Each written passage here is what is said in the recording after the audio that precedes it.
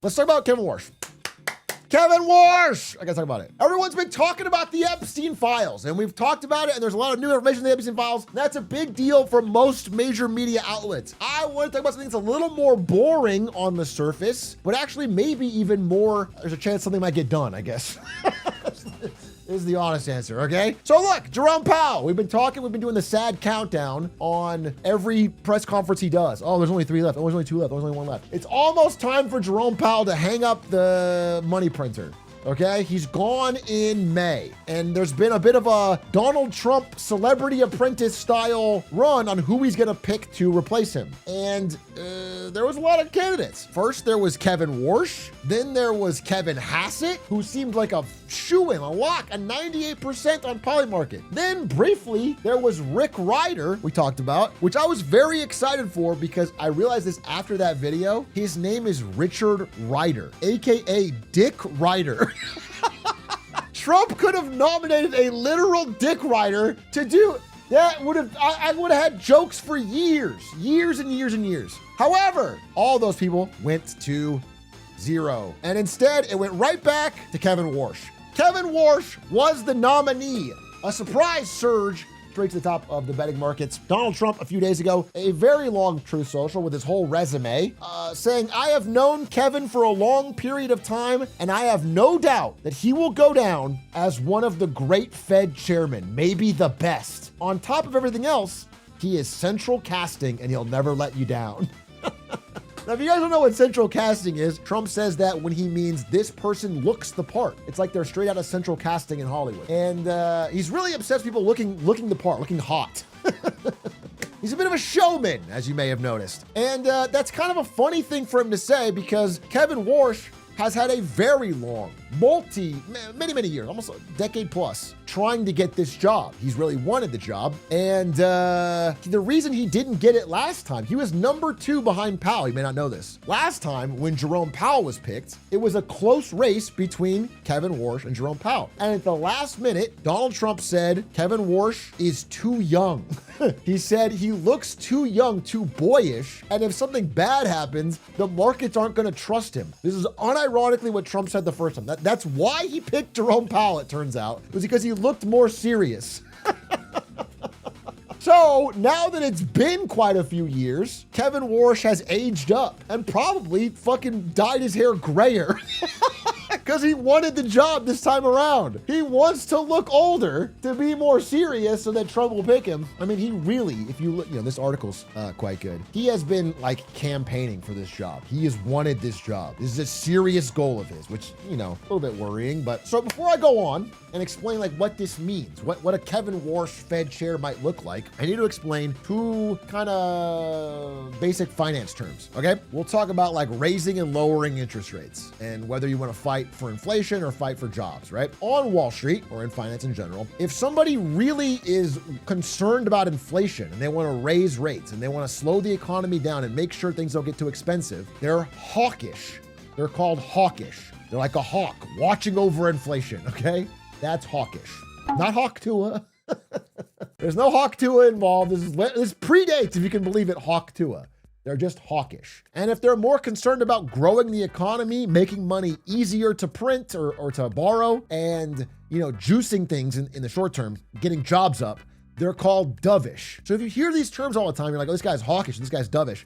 That's what it means. It's basically about that, okay? And the dovish people are really about making it cheap to borrow. Famously, if you go back through all Fed chairs in American history, the most hawkish was this guy, Paul Volcker. Famously, he's like the example of an ultimate hawk because he broke the back of inflation in the 70s and 80s by raising interest rates to unheard of near 20% levels. He made it extremely expensive to borrow, which did cause a recession, by the way, but it completely broke the back of inflation. It got prices back down to normal, it stopped growing. Then when growth happened, it was above the rate of prices. Things felt cheaper to average Americans. This is a big deal that he did that. He's the ultimate hawk. But again, being a hawk in these type of times is tough to do because it does cause economic slowdown. And that's unpopular. Like they were like pulling tractors on Volker's front lawn and farmers were saying he was killing their business. And there was like a lot of like protests and okay, it wasn't like an easy decision. There was a lot of political backlash. It was tough and he had to do it. So understand.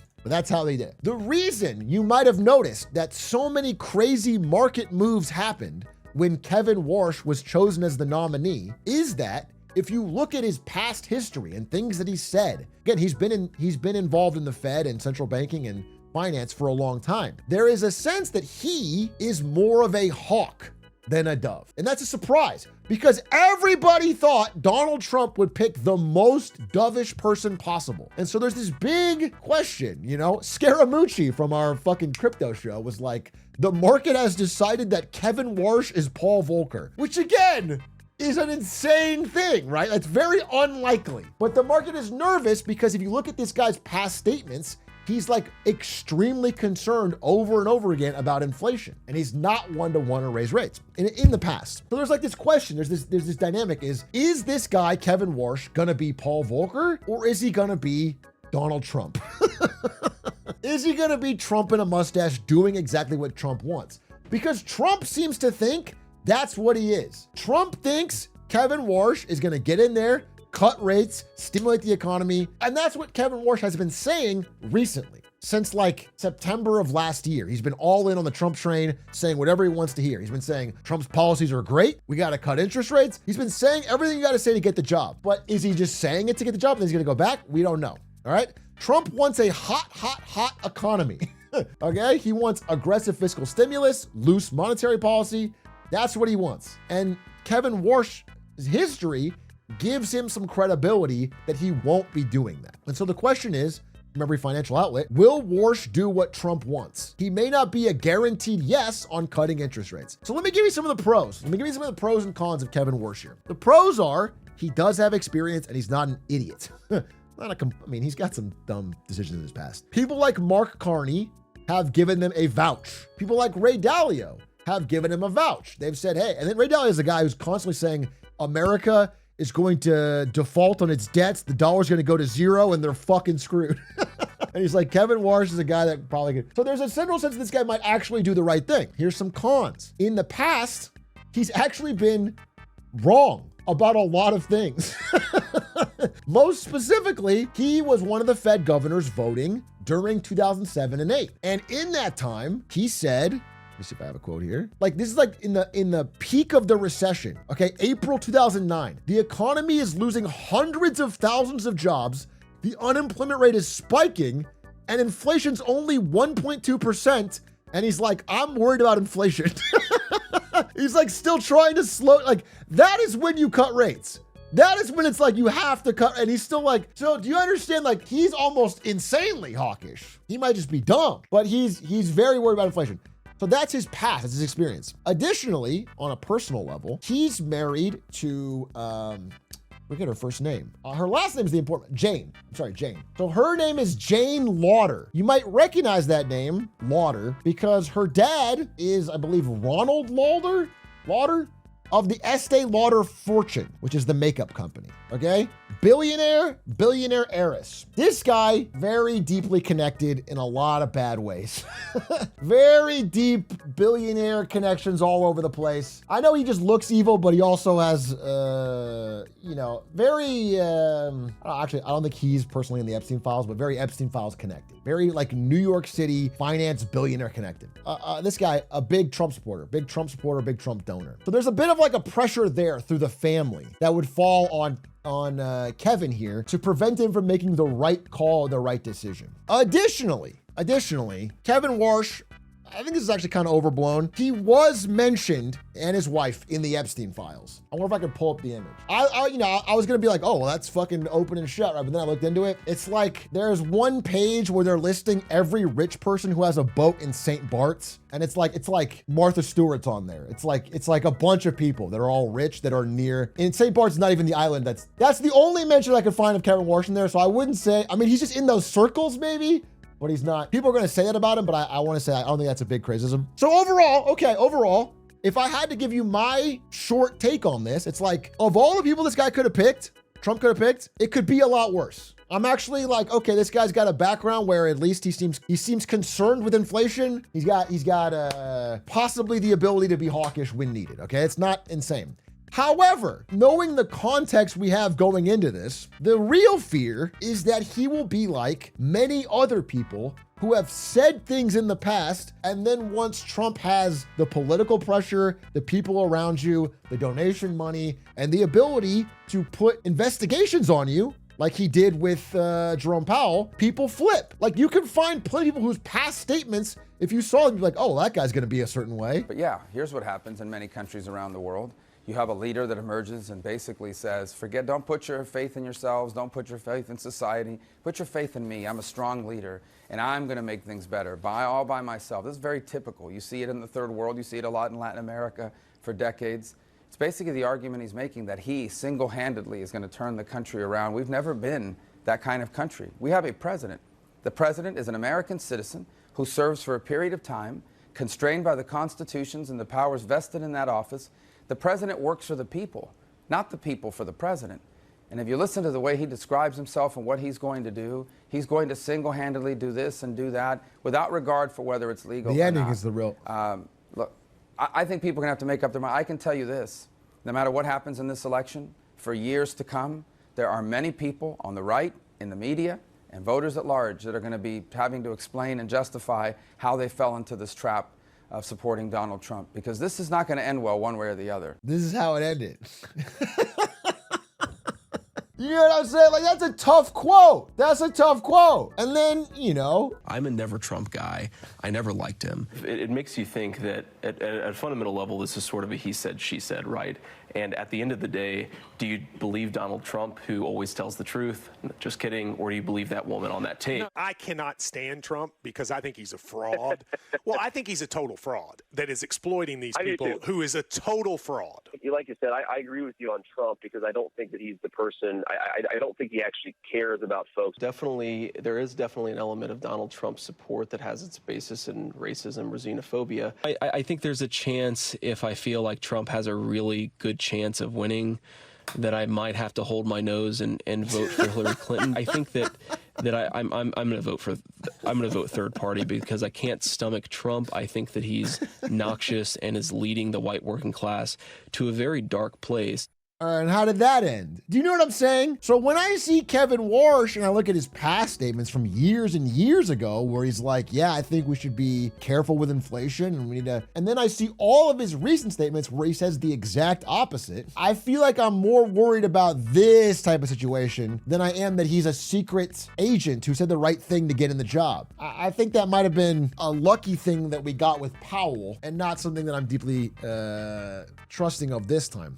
Now, I want to say one more thing, because people really want to know, like, what the hell happened with, like, precious metals. After this guy was picked, after Kevin Warsh was picked, the market, again, was pricing in that they were going to be the most dovish guy of all time. So this is kind of a shock when he picks this guy. And so the immediate thing that happens is the US dollar strengthens instead of weakens, because people are like, oh, he's going to be more hawkish. Things that are about the debasement trade, like gold and silver, take a hit, and then borrowing costs go up, all right? That's like the immediate reaction. The reason it was so severe in gold is because I want to do a little bit of a psychological thing here. Anytime in the modern financialized, insane Reddit retail trader, Wall Street bets type economy, anytime you get a line like this, it doesn't matter what it is. It could be literally human shit coin. It could be anything. Isn't it a line like this? People start piling in with leverage. They start piling in with borrowed money. It does not matter what it is. So it causes a huge surge in greed. Like I said, gold particularly is a scary asset to be trading right now because some part of this rise is due to fear, which is an emotion that's also unreliable. People are like, oh, I'm afraid of the dollar debasement. I'm afraid of uncertainty in the world, so I buy gold. But it's also being driven by greed. It's one of the rare assets that has both fear and greed, the worst investing emotions, piling it in to making it extremely, extremely top heavy. Yeah, plus FOMO, okay? And so when you get this in a row, and people go, oh my God, if it's guaranteed gonna go up, then I can just borrow money and make a short-term bet on it continuing to go up. there's no way I can lose. And so when you have people doing that, let me give you an example. If you have $10,000, right, and you want to buy gold, you might get 2 ounces. Now, if gold doubles, oh, I made a new $10,000. That's awesome. But if you know it's going to double, if you're so confident, well, you're like, why don't I just borrow $10,000 and then I put in 20K? And then if it doubles, I have 40K. Okay, I'll pay back 10 and I have a 30K profit. I made way more money. That is what people are doing. The problem with that is this is margin money. This is borrowed money. So if the price goes down at all, even in the short term, even for a little bit, all of a sudden you're getting what's called margin called. This goes down to like, let's say 15,000, right? The bank that loaned you money doesn't take the loss. That minus 8,000 comes out of yours. You still owe the 10K and your margin, your percentage that you have is much smaller. So the bank is very worried that you're not going to be able to pay them back as this falls. So they say you either have to put in more money to top up your margin, or we're going to automatically sell your holdings to make sure that we can get our money back. And so people that are on this insane leverage, they're on this fucking 10x leverage or whatever, 3x, 5x, 10x leverage. The second the gold price starts to fall even a little bit, their banks are automatically selling their gold to make sure they can pay off this instantly. It's automatic. You get wiped out instantly. Leverage makes the losses way more impactful. And we had a lot of people piling in to leverage trades on silver or gold and other precious metals. So once it dipped even a tiny bit, the dip was instantly compounded. All this stuff got stopped out. All this stuff got margin called out. That's what happens. So understand that like the normal trade of why you might be interested in gold is really being overwhelmed by the goofiest people on earth. Like it's no longer about like a fundamental reason. Whatever you hear about is like mostly about insane retail traders at this point. This is like a big thread on Reddit a few days ago. I'm 3x leverage. Am I cooked? I need a significant rise to break even. People were buying in at the absolute top with leverage and they're getting fucking, you know what I'm saying? Like this is all over. So understand like the swings in a volatile thing like gold right now or silver or anything are going to be way wilder once there's a bunch of retail emotional traders involved. So it was originally Kevin Warsh, but it got amplified by that. That's a kind of explanation of what's going on. Now, the last thing I want to say is there's also a chance, I think it's a smaller chance, but there's a chance that Kevin Warsh doesn't even get the nomination. It doesn't get confirmed because there are still senators like Republican Tom Tillis, but others who are saying, hey, he's a qualified nominee. However, I will not vote to confirm him until you drop the charges against Chairman Powell, because you have a criminal investigation, a fake one, into Jerome Powell. Until you drop that, I'm not going to confirm your nominee. I hope that more senators take up this banner and this message, because the idea that a president could drum up some fake charges to put pressure on a central banker and then push in his own guy is not good. We have to make sure that's not part of the process. So that's kind of the update. I think that helps you understand what's going on and why everyone's talking about Kevin Warsh and why it's causing crazy swings in the market. I don't think any of these will be long-term crazy. The first real course of action is what this guy does when he's in office. And I gotta be honest with you, my gut, despite all the talk about him being a hawk, my gut is that this guy comes in and cuts interest rates first thing. The first immediate thing he does is does exactly what Trump wants and cuts rates. I think it's very, very likely. So I think any bets that are positioning him like he's some sort of Paul Volcker 2.0 are, I think, misguided. But we'll see. I don't know. We'll see. And that's it. Thanks for watching. Appreciate you.